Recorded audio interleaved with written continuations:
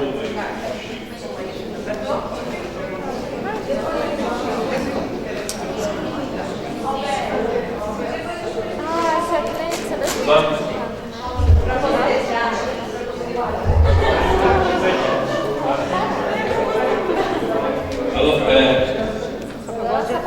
é o seguinte, vamos ter um tempo agora para que vocês façam perguntas para os palestrantes, ok? A gente possa esclarecer alguma coisa do trabalho que foi desenvolvido. Então vai ficar aberto para vocês fazerem perguntas, ok? Deixa eu pegar o microfone.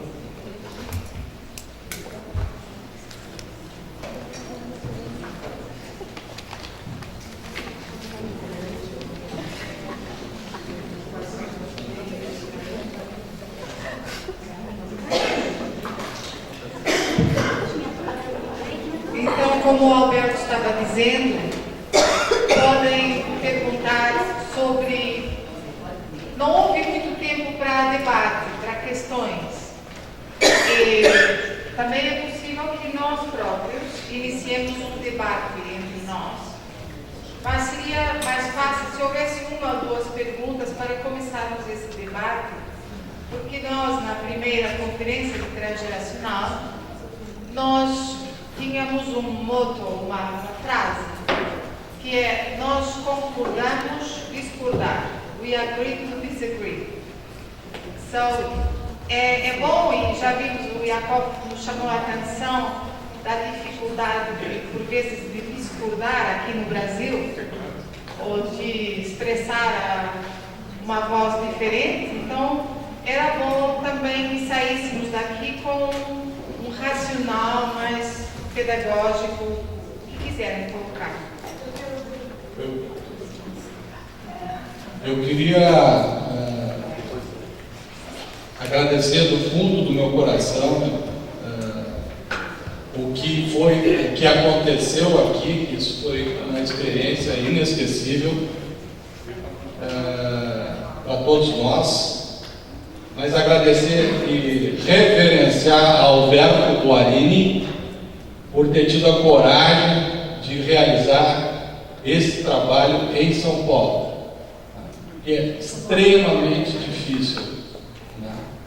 E graças à personalidade e à alma do Alberto, que é uma alma desapegada e que é uma alma iluminada, sem vaidade, sem ego, é que nós construímos, que ele e a equipe dele construiu essa maravilha por irradiação de espíritos e de almas de mesma identidade.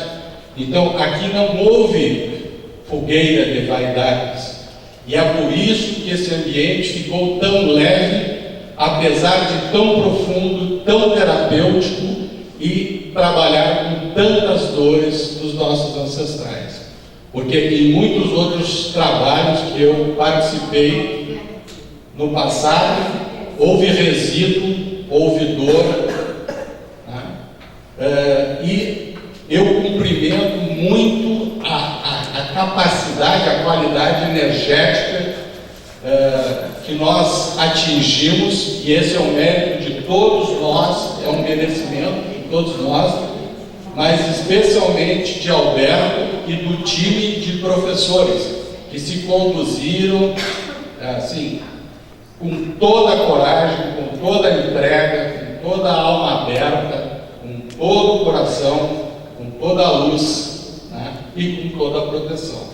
E esse hotel estava com uma egrégora fantástica, porque não houve intrusão, não houve emergências espirituais, o que é muito comum no Brasil.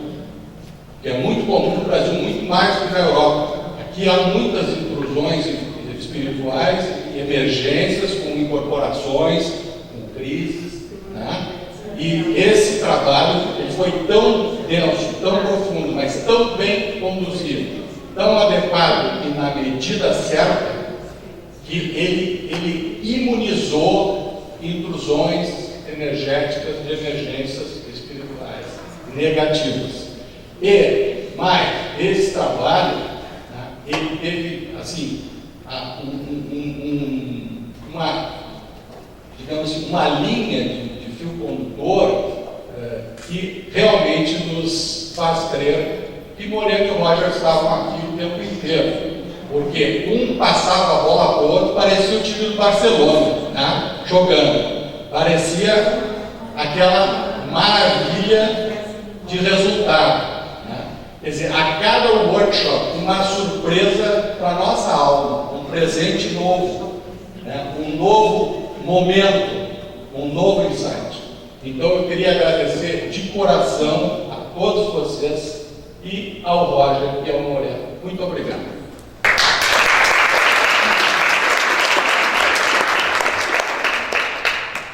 Eu tenho com ele, mas queria saber de onde vem a técnica do ego auxiliar oculto, onde foi forjado, desde quando, como vocês trabalham, compreendeu? She's asking where the technique of the auxiliary ego came from. Or where? Called incógnito. Incógnito, I'm sorry.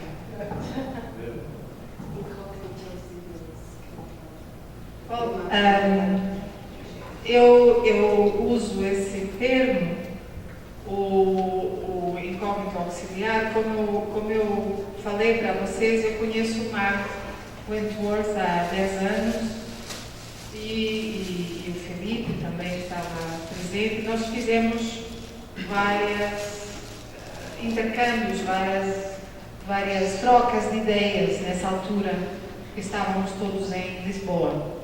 E eu comecei observando também que essa ideia, que também existe nas constelações familiares e em outros métodos, de não nomear os auxiliares incógnitos, de não nomear os representantes, que em psicodrama chamamos egos auxiliares, poderia ser muito rico em termos da informação que providencia. E por isso, como eu sou uma psicóloga clínica que trabalha com pacientes todos os dias, tudo o que funcione, mesmo que eu às vezes não entenda o porquê, e há muitos porquês possíveis para o funcionamento desta técnica, o que me interessa mais é que as coisas ajudam, funcionam a médio e longo prazo.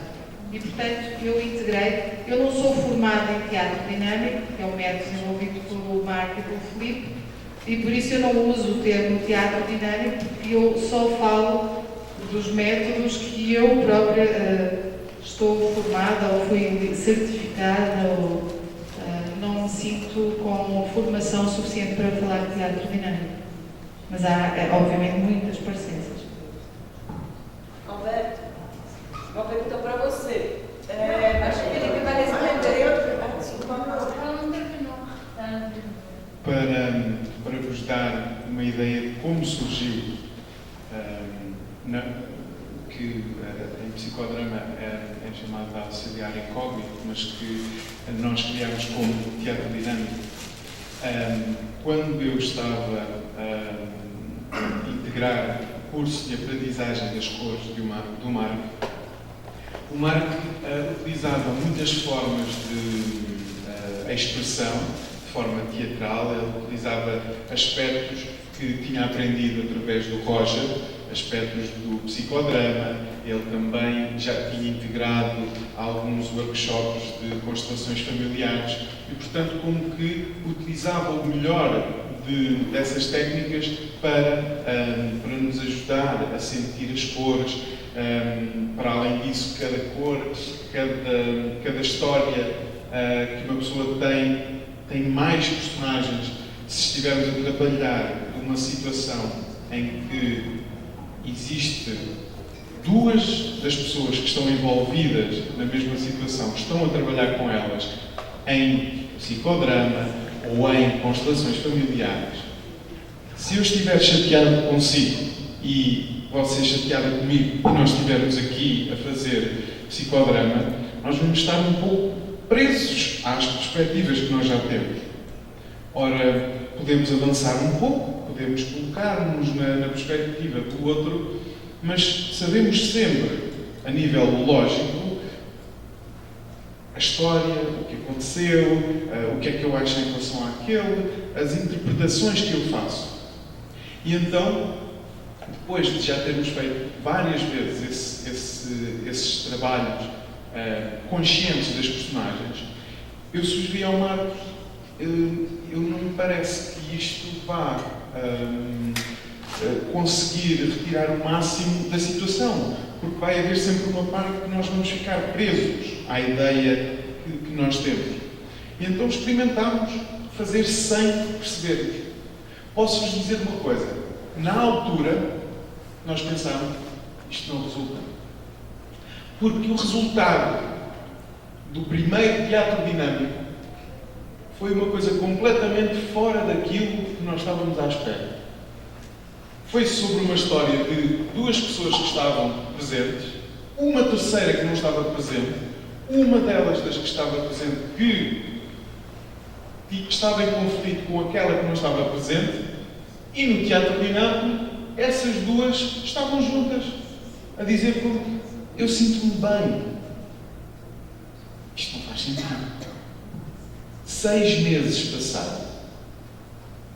6 meses depois, aquilo que nós tínhamos visto na história que tínhamos feito de teatro dinâmico era aquilo que estava a acontecer. E aí questionámos-nos, espera, afinal há aqui qualquer coisa que funciona. E aí continuámos a explicar,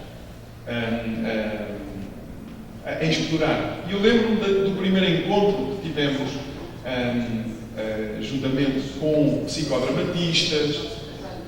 Sim. Estou a falar daquele encontro que tivemos em casa, já não sei se foi em sua casa, ou na casa de uma outra senhora em Cascais, ou para aquele lado. Sim, eu acabo brevemente. E eu lembro-me que as primeiras ideias que houve foram exatamente as mesmas. Era algo estranho, de repente, estarmos a colocar coisas invisíveis que não sabíamos o que eram, mas como é que isto tem sentido, como é que faz sentido? Mas a verdade é que aquilo que é invisível, aquilo que não sabemos, mas que conseguimos sentir, sabe muito mais do que aquilo que logicamente pensamos. E então, foi a partir disto que surgiu o teatro dinâmico.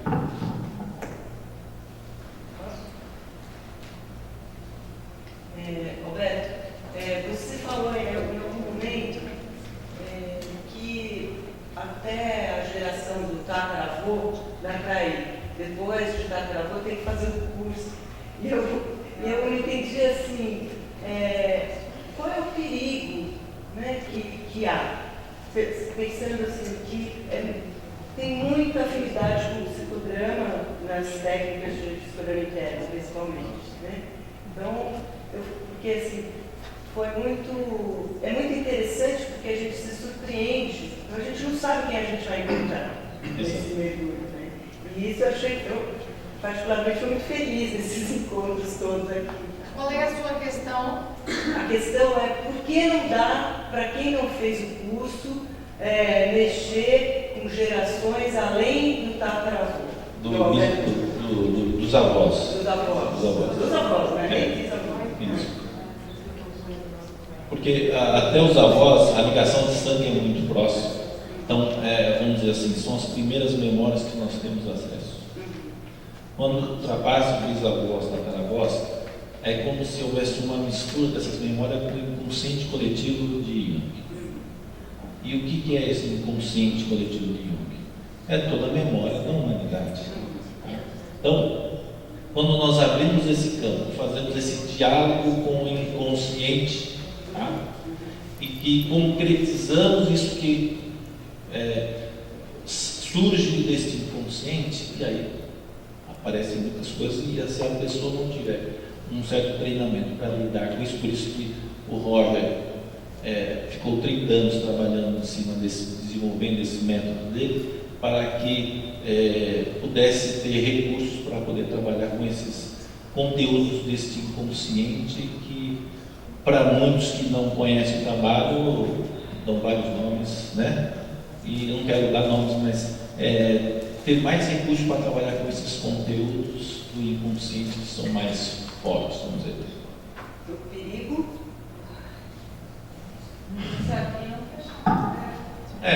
Não saber fechar. Por exemplo, a questão de terapias de vidas passadas, né? Então o Roger trabalhou muito em cima disso, usando o psicodrama. É uma metáfora, né? Mas quando surgem esses conteúdos de, entre aspas, vidas passadas, e como é que as pessoas morriam antigamente, né? Como as pessoas eram mortas, as guerras, as doenças.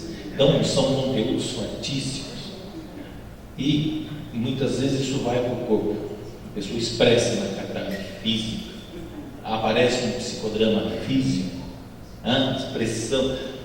Ontem aqui na demonstração, aquela Andréia, né, com um peso, né? Onde você está? Eu estou numa prisão, parece um ferro, né? Uma corrente e tal. Isso veio do inconsciente. Um dia não foi eu que falei para ela aqui, né? Veio do inconsciente dela, eu só concretizei aquilo, tá? Então aquilo, com o método DMP, facilmente nós entraríamos, quer dizer, já estávamos numa regressão que nós chamamos de vidas passadas. E aí tem toda uma história. Se é uma memória de uma vida, suposta vida passada, nós levamos essa história como se fosse real, né? Como se fosse real.